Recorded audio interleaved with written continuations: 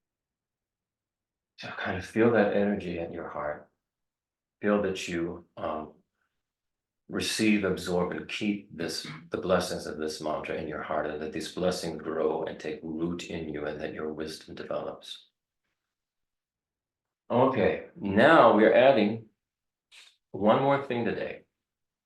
And this will be, imagine out of our, we want to see Vajradhara right now. Do you have Vajradhara? Okay. There, the blue Vajradhara. So imagine at Shakyamuni Buddha's heart, there is this blue Vajradhara. Vajradhara means, Vajra means diamond and Dhara means holder. Vajradhara is the primordial, what was called the primordial Buddha. It is the aspect of our Buddha nature that has the capacity to achieve full enlightenment. So Vajradhara, in a sense, represents the Buddha that we will become, the Buddha that we have the capacity to become. It is definitely connected to the idea of Buddha nature. When Shakyamuni Buddha achieved full enlightenment, he attained what is called the state of Vajradhara. When we achieve full enlightenment, we will attain the state of Vajradhara. So this is what Vajradhara represents. And this diamond, this Vajra diamond, is part of what is called the Vajrayana, the diamond vehicle. It is an aspect of the Mahayana path.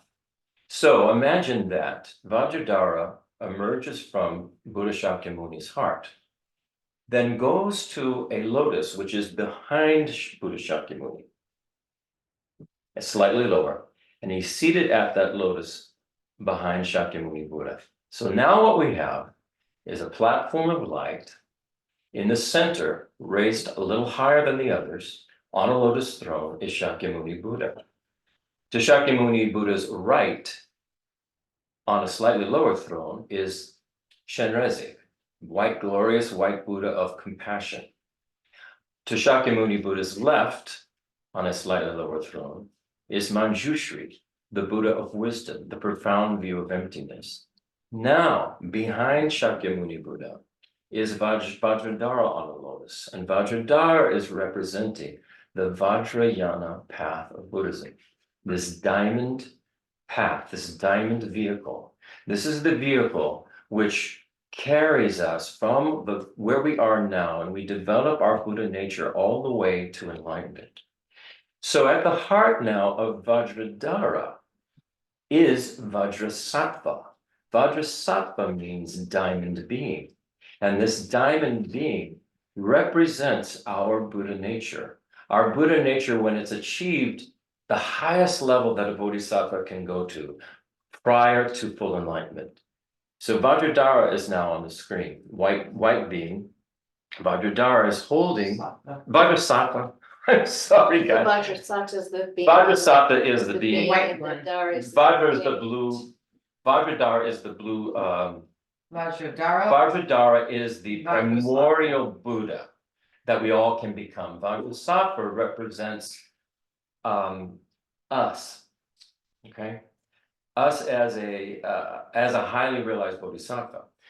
So Vajrasattva is white and light. He's holding a dorje in his right hand. This represents the method aspect of the path, the skillful methods. And in his right hand, he's holding a bell. This represents the wisdom aspect of that path, the profound view of emptiness. So the Vajrayana is a merging of these two. Vajrasattva is a merging of these two, merging of the skillful means and the profound view. This is what this represents. This is what we will be doing. We will be merging these two within us. So now imagine that Vajradhara comes to the top of your head, the crown of your head, and is made of brilliant white light. Who are we talking about? Vajrasattvas, I'm so sorry. Vajrasattva. The emanation of Vajradhara, Vajrasattva now comes to the crown of your head, brilliant white light. And you don't even have to, you don't have to be specific about this, about visualizing Vajrasattva in the form. Just if it's better for you and more helpful, just a ball of brilliant, intense white light at the crown of your head. And think that this is representing the highest level of bodhisattva that you will be able to attain. And this is about purification. Vajrasattva is about purifying our negativities, our karmic obscurations, and our afflictive obscurations. So now I want to look at the Vajrasattva mantra.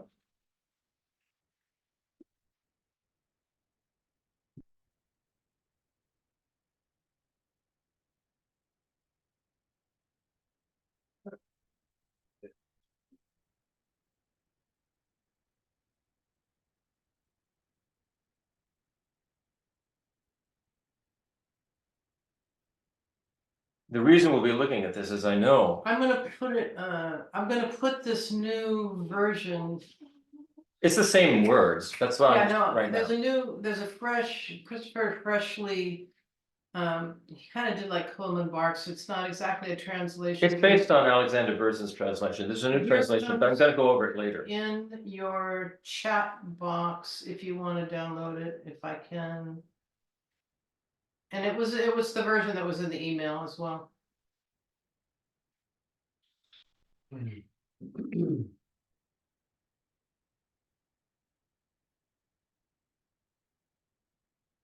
So can we get this up on the screen? Have you found a musical version of the Vajrasattva mantra? Not yet. Really? No. YouTube's got them. No, I don't do it that way because the reason is, in order to do the amount of Vajrasattva mantras you want to do, it's like Om there's no melody that's Well, I gonna mean, go do there. you want to do 21 or you want to do 100? I mean. He's after 100,000. I'm after over 100, Yeah, but if you do 50,000. 21 every day over a period of some. Yes, I agree with you.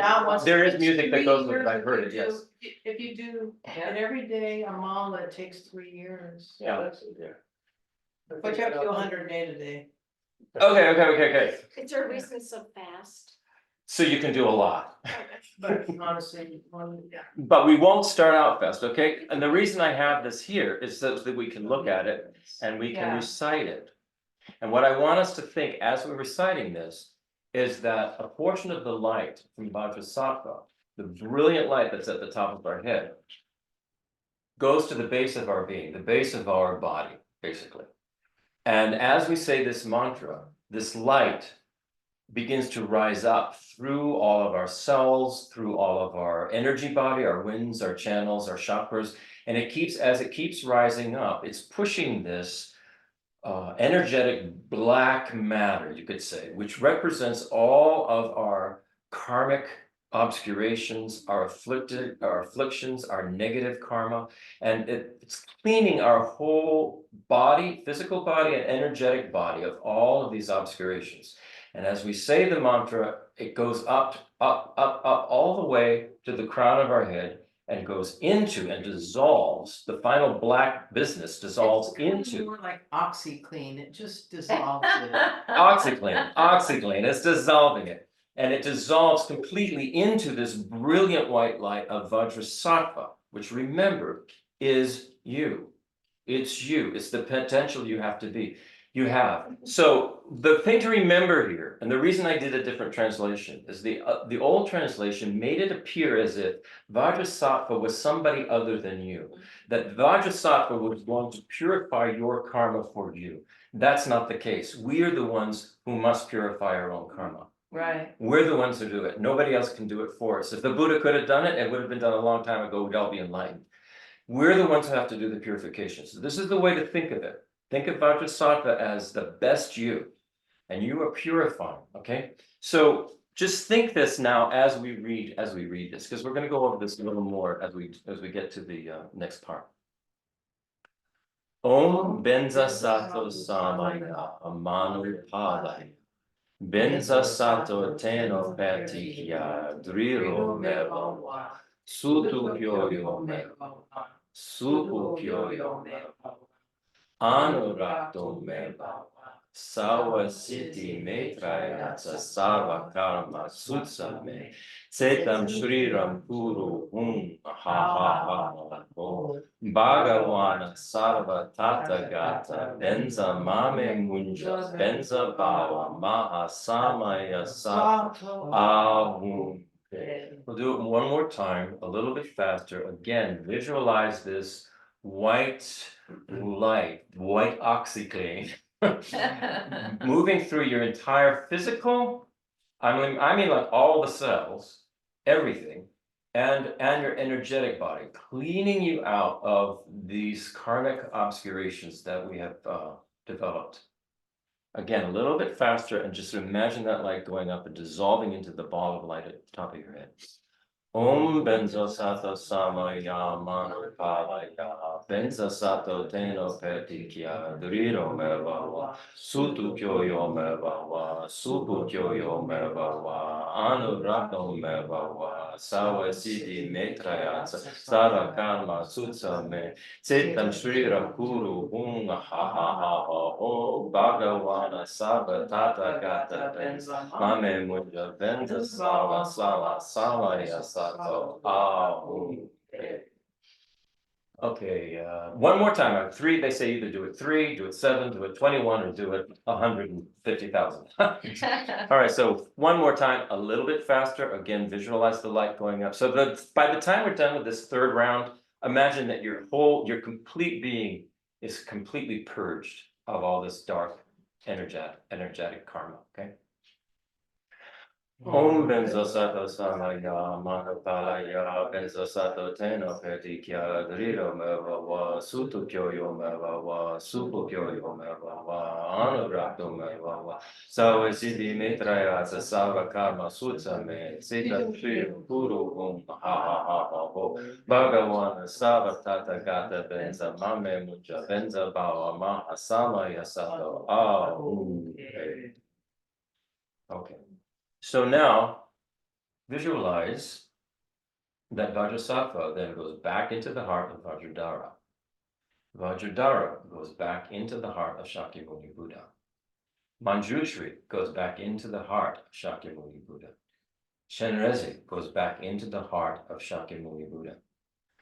Now Shakyamuni Buddha gets smaller and smaller and smaller and comes closer and closer and closer to you, comes right to the crown of your head and dissolves into you, goes down to the center of your heart, your indestructible drop, your Buddha nature, within a lotus there, and then that lotus closes over Shakyamuni Buddha. Shakyamuni Buddha contains the entire refuge visualization, and just hold it there and keep it there. And now that will be that for today. There's more to it, but we're just going to add little bits as we go on. A little comment about purification. That's a little bit of a psychological tip or trick. Having to do, and this is, of course, based on studying and practicing in this lineage. So it's an experiential sharing that at a certain point, it becomes clear that when you are engaging in a purification practice, one begins to abandon the idea that I have all this negativity and all these past negative karmas and all this countless, endless lifetimes of accumulated bad karma that I have to purify. And that I have found shifts to a willingness to let go of all of the deluded opinions, biases, conceptual notions, otherwise known as delusions, and negative, harmful thoughts, selfish thoughts, limiting thoughts, the thoughts that are out of accord with reality. So essentially in purification, what we're doing is abandoning our incorrect understanding of how things exist. And we go through layers, it's, you know, the proverbial peeling the onion, we go through layers of our understanding of this. Has been my experience, and I just thought some of you may find that helpful, that it's regardless of how many countless lifetimes that you don't even know about where you've done all these horrible things, it's not about like unearthing every single lifetime's full of negativity, it's about in this moment abandoning the propensity to act from this diluted thinking and to instead replace it with this purity of operating from an understanding and appreciation and the joy of how things do exist. It's a good point. Yeah, that's a very good point, and that's true, and over time, that does occur, it becomes deeper and deeper in you. This is why Manjushri is so important to this, because Right. it is through an understanding of the actual nature of this, of self and phenomena, the nature of reality, that we will be able to purify. That we will understand the interconnected nature of everything. And we'll just leave it there. So now we'll move on to the next part of the Nagarjuna And the text. good news is none of us kind of, at this point, little by little, we don't all really know where we're at on this. No, you know what? Where we are on the journey, we might be, who knows? One thing I would say is we have already purified a lot of our negative karma. Otherwise, we wouldn't be sitting here with the precious human rebirth, Right, studying the Dharma. It just Right. wouldn't occur. It would be impossible. right. Real quick question before we go on, so we, Vajrasattva is, we've got the 100-syllable of Vajrasattva mantra. Mhm. And we visualize Vajrasattva. Do we visualize Vajradhara Only to put him in place behind Shakyamuni Buddha for now. behind Shakyamuni? It's behind Shakyamuni Buddha on a throne, Gotcha. right? So And Vajrasattva is comes out of his Out heart. of his heart too, okay. Just Right. wanted to.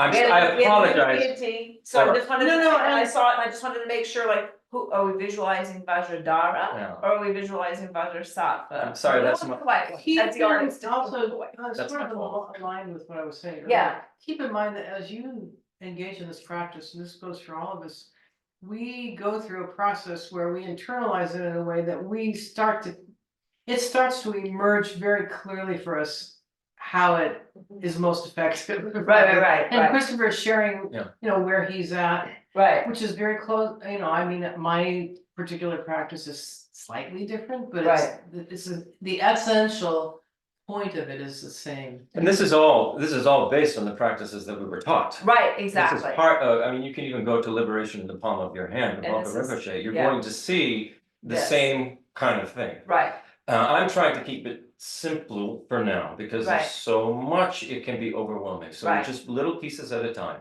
well, I just saw the blue Yeah. version of Vajradhara. And that was my like, fault, I kept calling Vajradhara, Well, Vajrasattva, and that's okay. Chenrezig, I Manjushri. just knew there was a new entry into. Now, Yeah. Tracy, you're here in this room and I think you have that refuge. Yes, Okay, yeah, see the column in the back? yeah, Vajradhara Is is at back the in base there. of that. Yeah. okay, got So it, you, on the left would be Chenrezig, on the right would be Manjushri. yeah, and You're Manjushri. good and and all the other, then down below. Well, that's kind of a picture. We'll get Gotcha, there, okay, yeah, I've got that, yeah, I know, I'm sorry, you guys. we don't wanna go too far, okay? yeah, No, but I confused. mean, Yeah. we were presented that almost on day one. It's a lot, and we had a lot of trouble with I it, know, but now I see myself sitting there. and I don't want us to all have trouble with it, I wanna do it in the. I'll put What it I'm in trying the to chat do- box. Yeah. Let me say, what I'm trying to do is I'm trying to give us all a practice.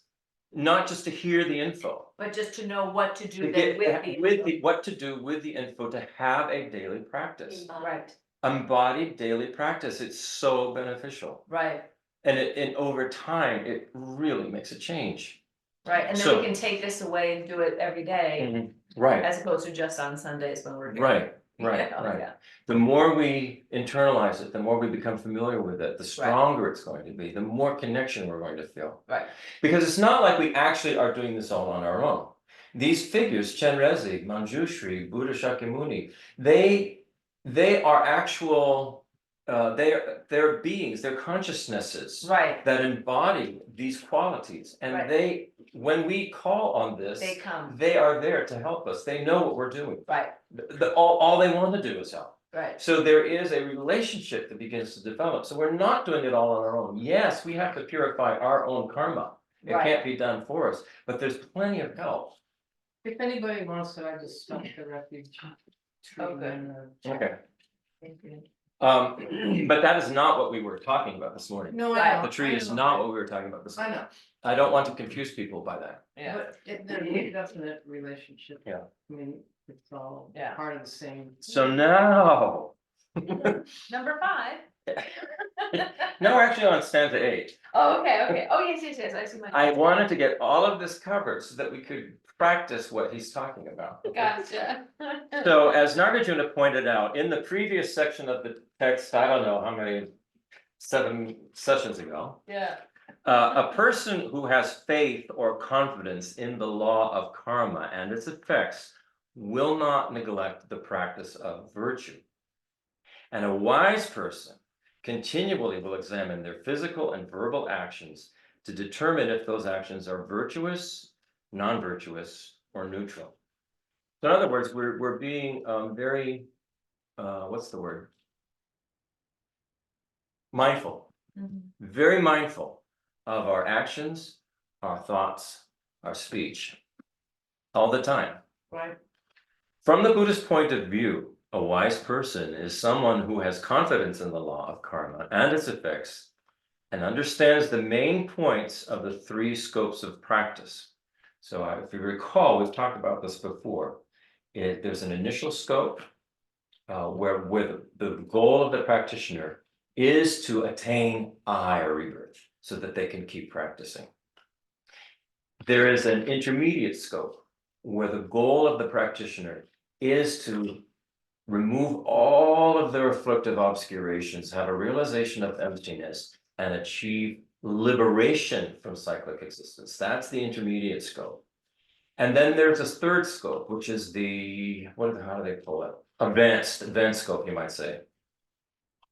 Yeah, the advanced scope, where you are then removing all of your afflictive, your cognitive obscurations, So you're really developing we're going from the wisdom realizing emptiness to further practices that bring you all the way to that very high state of a bodhisattva, which is what Vajrasattva represents, that very high level of a bodhisattva, just before they go make the final step, all the cognitive obscurations are removed, and you have the omniscience of enlightenment. That's the advanced scope. So right now, we are somewhere probably in the intermediate. right, You know, we have a fortunate rebirth right now. Like I said before, we have to have done something good to get here. We have to have purified some kind of karma. Particularly, Venerable Robina will say, not killing.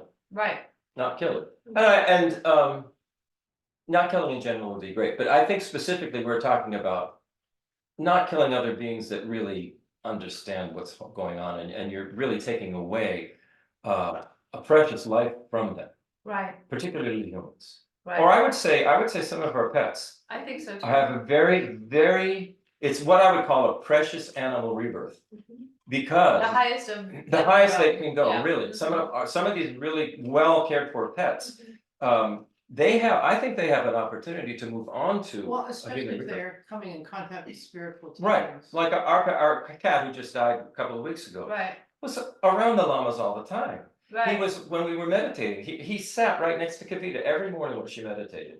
He heard the prayers, he was familiar with everything. Right, So my feeling was, because of that and the prayers that we said for the cat, that it was a really good opportunity to either have an even better animal rebirth or move on up.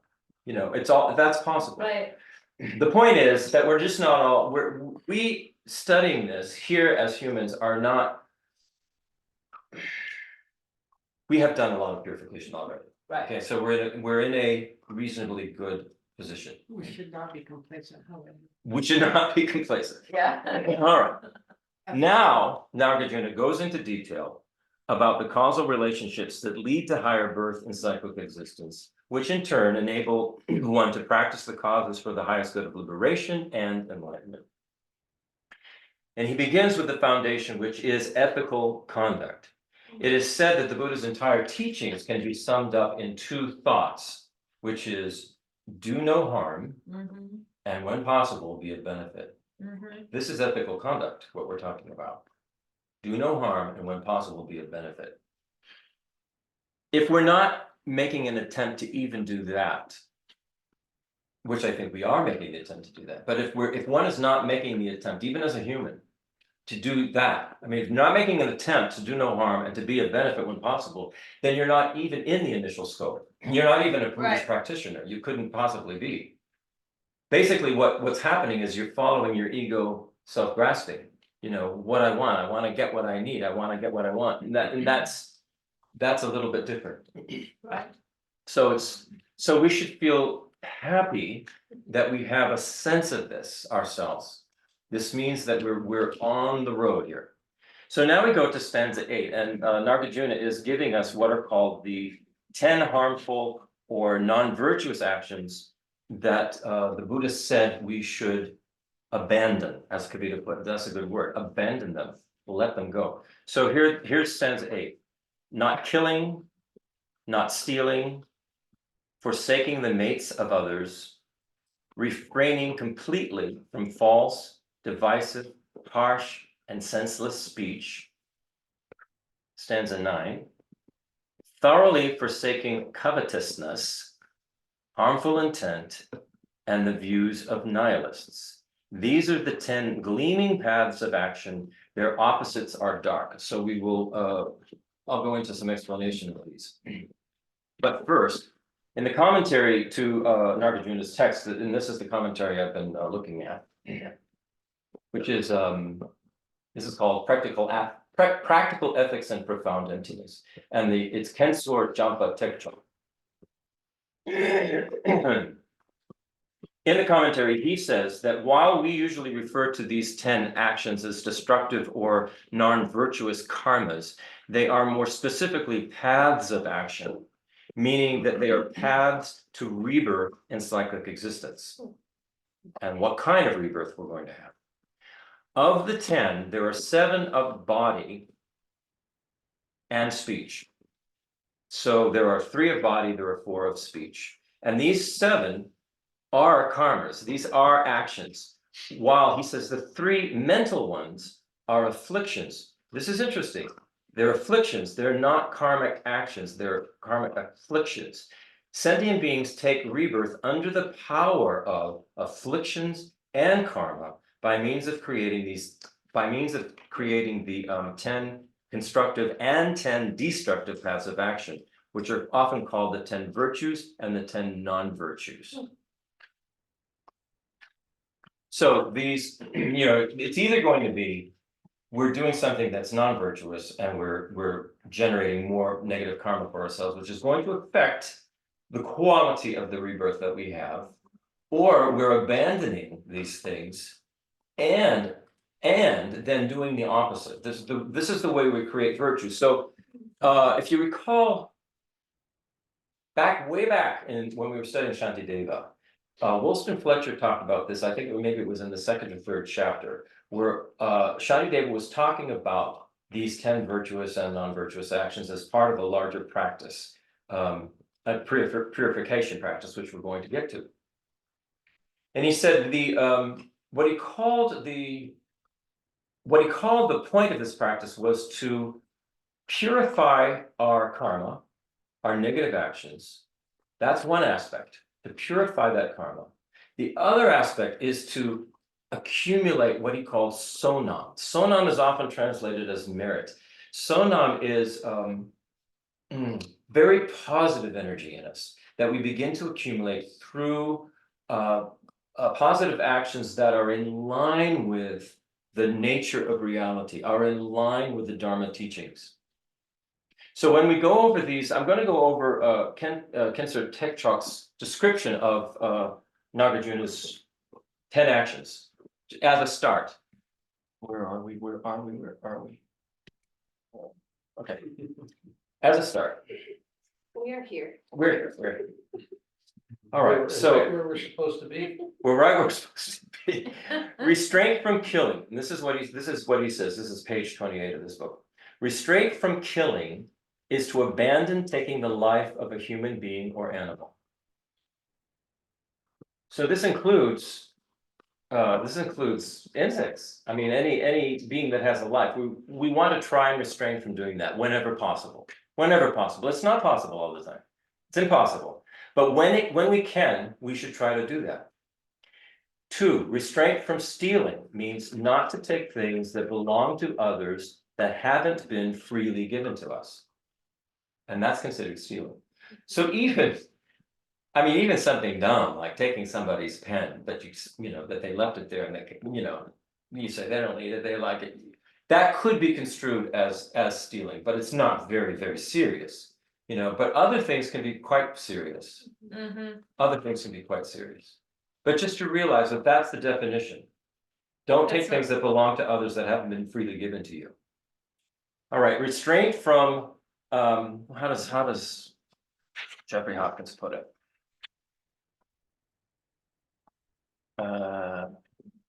Restraint from forsaking the mates of others. Forsaking the mates of others. So this refers to abstaining from sexual relationship with others' partners, like somebody else's girlfriend or boyfriend or somebody else's husband or wife. Or if you are in a relationship, having sexual relationships with another person. So I would add something to this now, because when the internet came into full force in the 90s, something happened that had never happened before. There were many wonderful things we all know about the internet, but there's a online porn industry that has only grown by quantum leaps and bounds until now. It is huge, and I will tell you, I have personally been in the presence of a grown man standing in front of me with tears in his eyes, telling me that his life had come to a very, very dark place because of online porn. So it's not just fooling around with somebody else's boyfriend, girlfriend, spouse, husband, wife. It's doing things, it's engaging in sexual behavior that harms you. That harms you. Because what this online porn does is it objectifies all these people as just objects of your lust, basically. Basically, that's what it is. And so, it wasn't real great for his marriage. and it's not good for your actual personal relationships. It distances your personal relationships. So this is rampant now, especially in the younger generation that has grown up with it. Right. Even little kids, if they know what they're doing, can find it. So we are, and look at that's why I'm mentioning this, because this is something that's occurred recently. Look at the industries, the entertainment industry, some of the music videos. You look at those things and you're going, this is sort of like porn, what's going on. The way this woman is dressed and the gyrations and what they're doing, and this is just out there for everybody. Right. It's all part of, the American life. Well, and and I've not seen much of this. I've only seen little bits of it here and there. The thing that's coming to my mind right now is, cheerleading. Back in the day, it was about camaraderie and supporting your team. Now it's a highly competitive, athletic thing itself, but they dress these girls, what I've seen, in shorts and skirts and tons of makeup, and again, like you said, gyrating and dancing is totally inappropriate for beings of their age, like taking their innocence away. This is even happening with, some of these beauty pageants for little girls. Right, exactly. They have those little girls dressed like little whores. Right. That is what those little girls look like, and you're going, I don't know if any of you saw the movie, it was called The Sunshine Girl or something. Little Miss Sunshine. Little Miss Sunshine. I did. Little Miss Sunshine. The end of that movie, you see exactly what that is. Right. And that's going on. It's all of that. So that's why I bring this up. Any sexual behavior that is harmful to you or harmful to others, avoid it. Right. This is the way I would Just put avoid it. it. Yeah, just avoid it, abandon it, okay, we have to stop. We'll stop there with it, we'll stop with the sex, what a good place to stop, right? And let's say our closing prayers. Okay. Wait a It's minute. 12:05. 12:05. What do we go to? 12:30. Oh. We want our money's worth. Look at me, I'm far ahead of myself, I was just assuming we were, all 5 right, minutes late. all right, let's keep going. Okay, all right, moving on. Someplace to be. No, moving on, that's great. Yeah, he does. Wow, I feel like I just got a St. Patrick's Day bonus, Yeah, right? there you go. All right, so those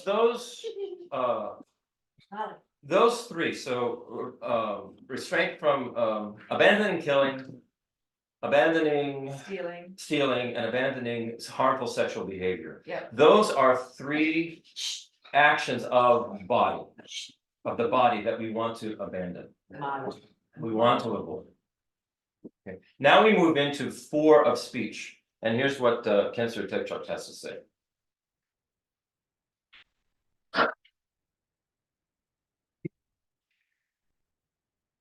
Refraining from false speech or from lying is to abandon false speech that changes others' minds so they believe the opposite of what is. So we're talking about lying to deceive. Right. To deceive.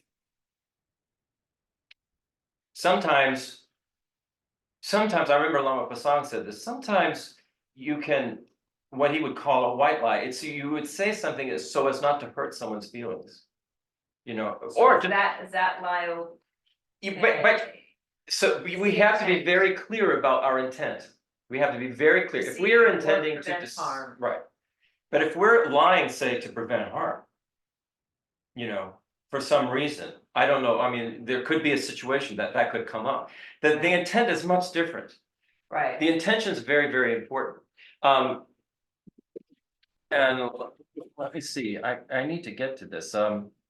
Yeah, let me stop right there. So this is again, Khensur Tegchok. So for one of these non-virtues to be a complete non-virtuous action, there are 3 criteria that have to be present. And this is pretty important. One is called the preparation. This involves correctly identifying the object of the action, of your action, and the intention to do the action, and the presence of an affliction such as attachment, anger, or ignorant confusion. So let's take an ant on your counter, a very small sugar ant that's on your countertop in the kitchen. So if this was to become a non-virtuous action, you would have to correctly identify that little spot on your counter as an ant. You wouldn't have to think, oh, that's just a spot of something I have to clear up. Right. Because I've done this, I've actually, thought it was just a little coffee grind and I wound up killing an ant. And I felt bad about it, but it wasn't my intention. Right. So it wasn't a complete crime, it wasn't my intention to do that. So you have to correctly identify the object, stick with the ant. Then you have the intention to This is where do, we're getting the other inch of brain that we were promised.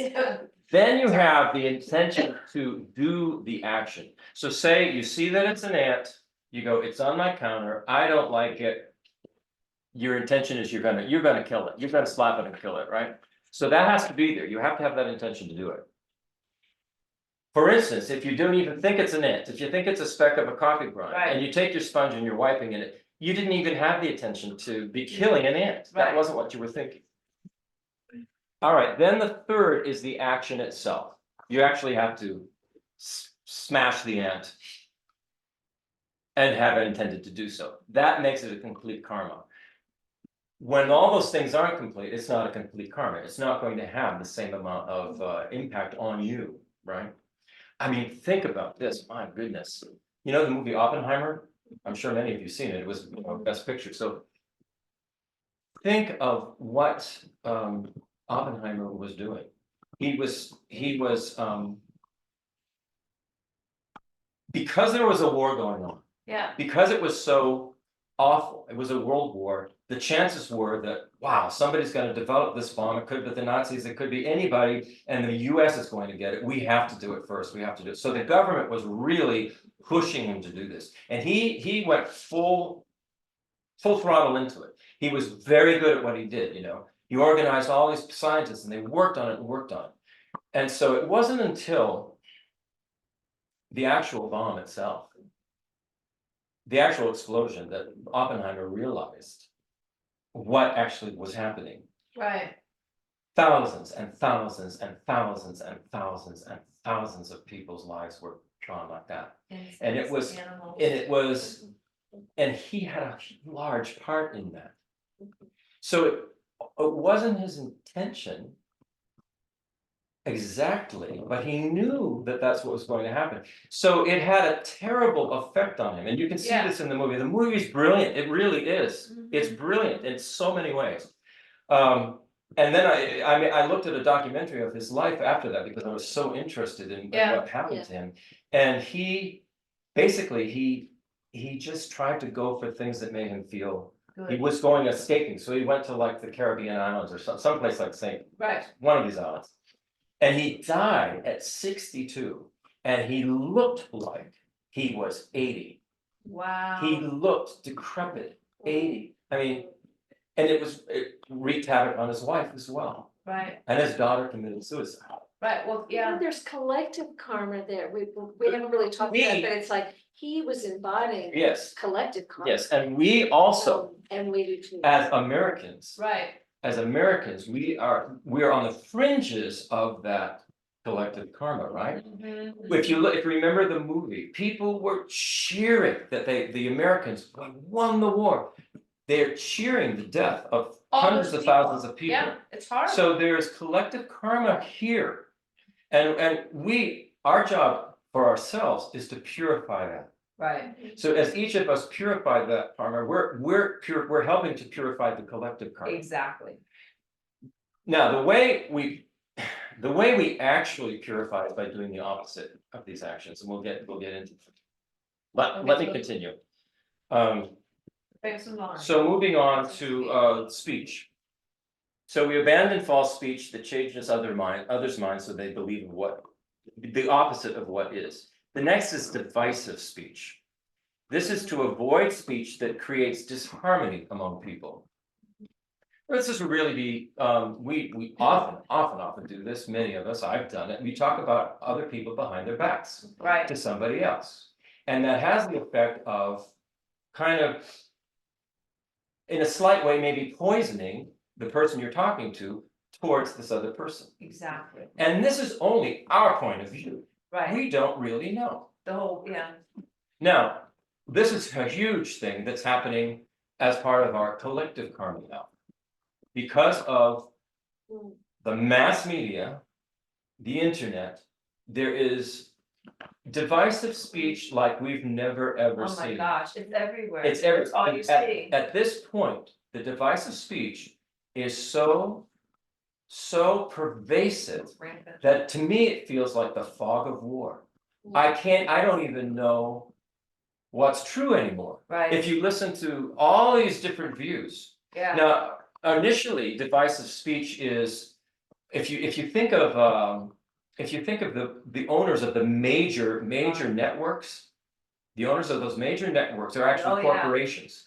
They're multinational corporations. They don't have any allegiance to a particular country or anything like that, not at this point. no, So they're controlling all of that. And what they're doing is they're creating a divide and conquer kind of thing. absolutely. You divide one portion of the population one way, divide the other way, and you can get better ratings that way, you can make more money that way, and you can influence the direction of what people want, Well, what and they if need, you what they wanna buy. take down or take over any particular group of Right. people, if you get them fighting amongst themselves, That's they're weaker, they're not united, so they're It's an incredible, really. It's the Amazing oldest to trick in the book, and It we are falling for it. Oh, we've fallen for it. We Yeah, have fallen we have for it. fallen for it. I We're mean, finding the same thing. I'm not gonna go into it, Yeah. but just know any headline you see is designed to feed your reaction.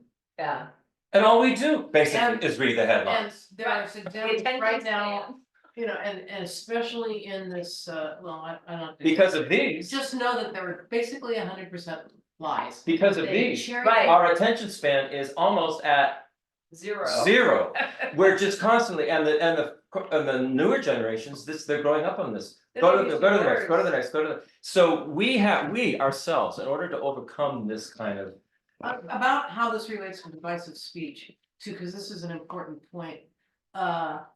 If it comes out of your mouth based about someone else, just in your personal life, and it's based on your opinion. Right. For some weird reason, humans are wired to believe what you say. Right. We've all had this experience. We had an experience where the former spouse of one of our relatives stopped by for a visit, basically with an agenda just to tell us all the negative things about the family member that they were referring to. And you know, I found myself going, oh no. Because from their point of view, that person's point of view, they're going through their filters, their biases, telling you how they experienced this family member. How they experienced this family member and defining the, so their engaging in divisive speech did temporarily have an effect on me and my opinion of the family member. Of course, then I see the family member, I hear from the family member, I watch and I realize, oh, clearly this former spouse had an agenda, is coming through heavy filters. So imagine that on every level of your life, in your work life, in your social circles, in the news cycles. There is no point almost now in even talking about the corrupt insanity happening in the way the news is portraying our supposed elected officials. It's just over the top ridiculous. I mean, I'm not even Just looking. know that it's so. Yeah, I've checked out of it. You have to be Our so, you you know. just have to be so. So we have to be very, very vigilant in terms of This is the divisive. Montessori sword. You can If see. you see it as a headline, assume that it's meant to manipulate you. Okay. And you can dig into it if you wish to get a more unbiased view, or feel free to be jerked around by the headlines too. All right, the next one of speech is refraining from harsh words, harsh speech. So this means to abandon speech that hurts others' feelings, such as calling them names, criticizing them, or ridiculing them. Right. It doesn't mean saying swear words necessarily. Right. If you say swear words in a way that's very harsh towards someone, Right. yeah, but the harsh That's- speech is that hurts somebody's feelings. And you do it on purpose, Right. you know. Yeah. Look at some of the debates that they have on TV. I mean, it's just over the top. It's just You over can the see how top. what we're up against and how we really have to be very, very, like he's saying, a wise person is vigilant to this. Yeah. They're aware of what their speech is. So the opposite of this, opposite of harsh speech, you would use Loving. supportive, encouraging words. Yeah. Right? Use supportive, encouraging words to everybody. The opposite of divisive speech, use agreeable, inclusive speech. Right. You know, include everyone, don't divide everyone. I mean, the opposites are the way we actually is the actual purifying, it's the actual merit that we gain. Yeah. We gain merit through doing that. We grow our merit, which is extremely important. If we want to continue on this path, we have to have huge amounts of merit. Mm-hmm. So this is sonam, Yeah. merit. You know, the purification is the Tibetans call it, and you maybe remember this also from Wilston Fletcher talking about Shantideva. The word that they use is shakpa, which means to turn away from something. Which is abandon is a very good word, Yeah. to turn away from something. It's called confession. It's translated as confession. But shakpa is turning away, abandoning these negative ones. We have to turn away from it, and we have to engage in the meritorious opposites of those actions. So moving on. Restraint from idle talk, or what? How does he put it? Yeah, restraint from idle talk. Is that what it says? Number 7. Yeah. Restraint from idle talk. So this is to avoid speech about topics that have really no meaning, speaking just to pass the time, or speech that distracts or confuses others. So often they'll call it senseless speech, and this would be like Robina will say, when somebody, somebody who just goes rabbiting on, it's like vomiting out of their mouth, talking, and it's really nothing anybody's interested in or cares about. They seem to think it's interesting, exciting, and many times I think people just want to hear the sound of their voice. It's sort of like makes them feel like they're there or something. Right, It's like they're existing. Like, how do you not hurt, so you just turn away from it? How do you, You, someone like a close friend? well, that it doesn't you happen. No, does it all the time, and I it's have friends that, I have I'll be in a conversation close and friend it's that 2 hours long and I said, uh-huh. The entire conversation. We had another experience with a family member, Yeah, and these were 3 family members and 1 other family member. We're sitting around the table, and this family member is just talking, and we all of a sudden just got very, very silent. We weren't saying Right. anything, we were just sort of staring. yeah. And that family member finally stopped and said, I guess I'm talking a lot. And that's one way to. Yeah. to handle it, Yeah, And there are You occasions. look like your watch. yeah. There are occasions that this kind of You don't wanna hurt someone's feet. there are occasions where that kind of almost what normally would be meaningless passing the time of day talk can be extremely beneficial. Let's say with somebody, an old Who's trying person, to process something. say an old person trauma or with something. dementia or It something. just needs to. You hold their hand and you just talk about whatever they want to talk about. Right, Just to pass the time of day, just to be there with them. It's a way of being with somebody. right. And this is a very positive action. Yeah. A lot of merit in that. It's the same senseless kind of speech, but there's merit in it because of the intention. Yeah. Sometimes what I'll do is like, wow, you really seem to have a lot that's on your mind, Mhm. Is there anything in addition to what we've been talking about that you need to share?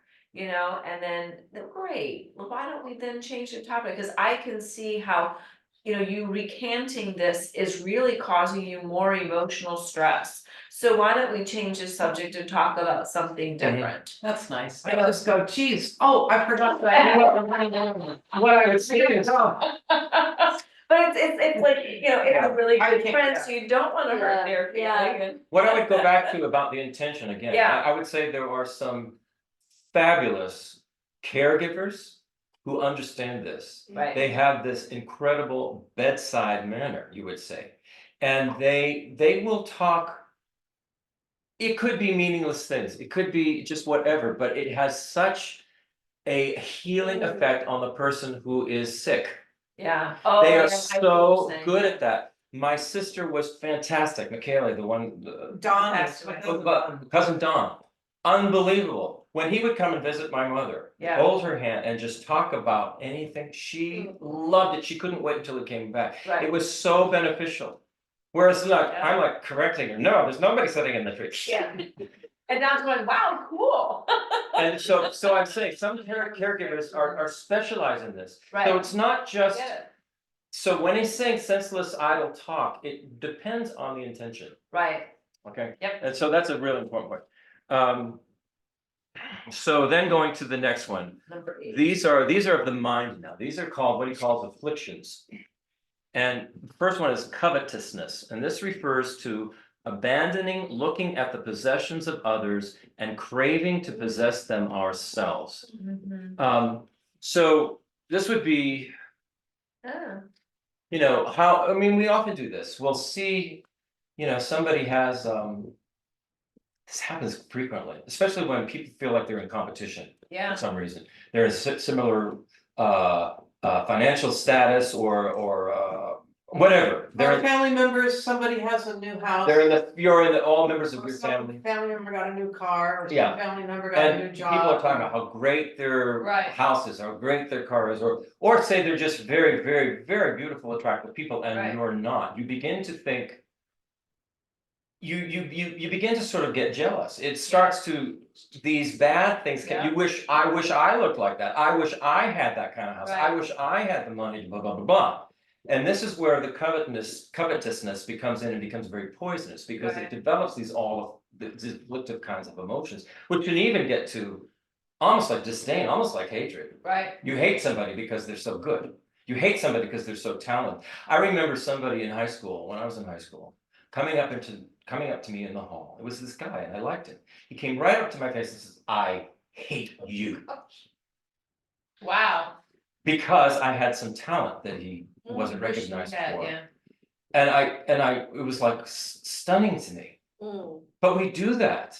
We do that. So, the opposite to this, the thing that will develop merit is that if we view everybody, look at everybody and look at all of their good qualities and delight in them. Delight in their good qualities, delight in their good karma, to whatever they have. It means that they have good karma. I'm just gonna say this gets. So you sort of easier rejoice in that. the more you do that Avalokiteshvara and you're holding their Buddha name, the more you start to identify people's Buddha nature. Right. Essence and want to be part of the cultivation of that. So it's kind of like developing an appreciation for others, an Right. appreciation for their good qualities. It's correct view. It's the correct view. Right. I mean, Exactly, the correct view. exactly, of- this is why the I wisdom mean, wing is so. and it So seems this like is- all these things, like all these things that you're teaching us or that we're being taught are really like detailed, mindful practices that get us back to correct view versus Yes, yeah, incorrect. right. I don't. So that would be that you gain merit by appreciating others. Yeah, exactly. Then the Number 9, number 9 is malice, or I don't know how abandoning malice. abandoning malice is to give up planning how to harm the body or possessions of another sentient being out of anger or hatred. So it's like this harmful intention that you have in your mind, like, I'm gonna get them. I'm gonna Right. get them when they least expect it. I'm gonna get them. That is a harmful intention. This is an affliction. Now, this affliction can turn into an actual action if we follow through with that intention to harm somebody and actually do the thing. Right. Get the gun and shoot them. People Right. do it. Right. Because they get so worked up. The opposite, the thing that would counter this, the thing that would actually develop merit in you is to always intend benefit, Right. no matter who you're with, who you're around, whether it's an insect, the fire ant pile, your cousin, your Right. mother, your Whomever. whoever it is, The it's stranger somebody who across you, the the street. stranger or even the enemy. Yeah. Intend benefit for them. Mm-hmm. Have that the way you think, because that is in line with the nature of interconnected You reality. might have time to get to the rest. You have 2 minutes. I know. All right, then Number 10. then 10 is he calls it abandoning nihilistic views. Yeah. And this means relinquishing wrong views,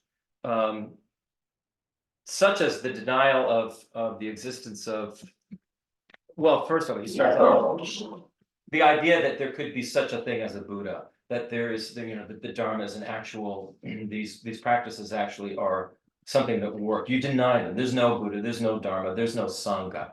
There are no bodhisattvas, there are no Buddhas. It's a nihilistic view. This comes from the ego. All ego views, because they are rooted in a utterly mistaken view of the nature of reality, go to nihilism. Because the ego view is independent self-existence. And independent self-existence means, when you really take it to its full meaning, its full import, means that it can't actually connect with anything, because if it does, then it's no longer independent. Then gets into a dependent relationship. Now, of course, independent self-existence is impossible. It's impossible. But the ego, believing somehow that it is, that the ego independently exists, me and mine, this will lead to nihilistic views, which will ultimately lead to terrible things like depression. I mean, really low sinking depression where nothing matters anymore. So the opposite to this, what you need to do is you need to have the correct view of the nature of reality. It's number 1. So this is that things are empty of any kind of independent self-existence. This is going to gain you merit to have this correct view. what that means is that everything is a dependent arising, everything is interconnected. This is why compassion makes so much sense. This is why love makes sense. This is why it all comes together, because everything is interconnected and interdependent. You have an ego view of independent self-existence is also one of permanence. I am this forever. I am permanently me. We need to let go of that idea of permanence and recognize that the way things actually are impermanent. Because if they weren't impermanent, it wouldn't allow for change. You can't change if everything's permanent. Right. Set in stone, it will never change. So the whole reason why we can travel the Bodhisattva path, achieve enlightenment, is because of impermanence. These are the correct views. And then finally, we have to have the correct view of cause and effect.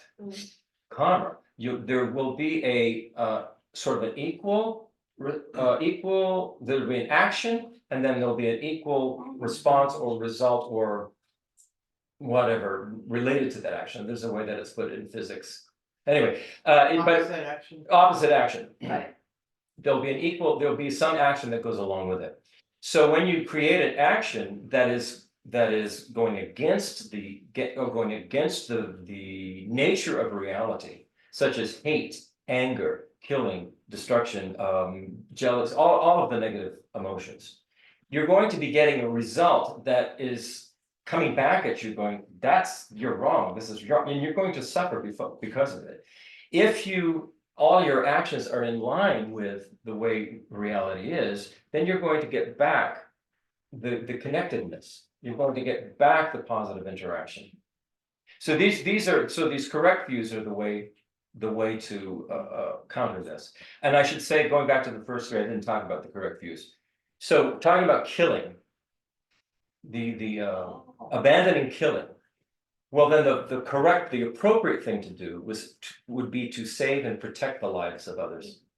Whenever it's possible, save and protect the lives of others, whenever it's possible. It doesn't matter who it is and how small they are and how insignificant it may be. If you have the opportunity to do so, and you see you can save and protect, do it. Yeah. It's only going to increase your merit to do that. The second one, which is stealing. Be generous, be unselfishly giving, and I'm not talking about with just material things, not with money, not material things. Be giving and unselfishly giving with your time, your attention, your kindness, all of these things. Be giving with that. Don't hold back on that. In terms of like somebody who you were jealous of, develop appreciation and let them know. Right. Be generous with that. That will counteract. That will be the purification of that karma of stealing. And then the sexual behavior, I think I said, just be harmless. Be harmless in your sexual behavior. Whatever that is for you, be harmless. So I guess we can probably leave it there. And what there is we will then do a purification practice of these negative karmas with the Vajrasattva mantra, right? And this was something that Venerable Robina teaches, Alexander Berzin teaches it. So we will do that. Okay, now we can say I'll go to first. Wow, I have more time than I thought. So you just have to tell yourself, we're done at 12. I know, we're done at 12, but yeah, right. I just really want us to get the experience of the practice so that, because I know how incredibly beneficial it is. And I know everybody wants to have a practice. They want to have an experience, not just to hear the information. And they want to do it. And we want to do it. So this is what I'm trying to do here. All right. One way to think about the practice is like how maybe a lot of times we'll say tennis players visualize their tennis game, or golfers visualize how they're going to swing the club, and so you're rehearsing. We're rehearsing. Right. We're rehearsing In your formal practice every day. So this is a rehearsal, so that when you get up and go about your day. Absolutely, it's a rehearsal, because the rubber hits the road in our actual interactions with people. Exactly. And relationships, yeah. Okay. So much to learn. So All much right. pure. Because we're a little behind, let's just do the final dedication on the very last page, bottom of 3. And we'll say it in English. In all my lives, may I not be separated from true lamas, and so enjoy the splendor of Dharma, fully perfecting the virtues of levels and paths. May I speedily attain the state of Vajradhara. Now we know who Vajradhara represents. Yeah. It represents the capacity for our Buddha nature to grow and become enlightened. Yeah. Okay. Thank you, everybody. Oh, Thank you. It's so hard. I am gonna let you go. All right, thanks, everybody. Thank you, Zoom people. We're still doing the eclipse gathering if you are in town. Oh, yeah, I'll have to Join send us that. On April 8th. And today I'm going to work on getting out these videos and some of the study guides because I've been very behind in all of that. So You're going to. just to let you know. Okay, You don't mess with. I will now. Hey, Arthur, thank you. So-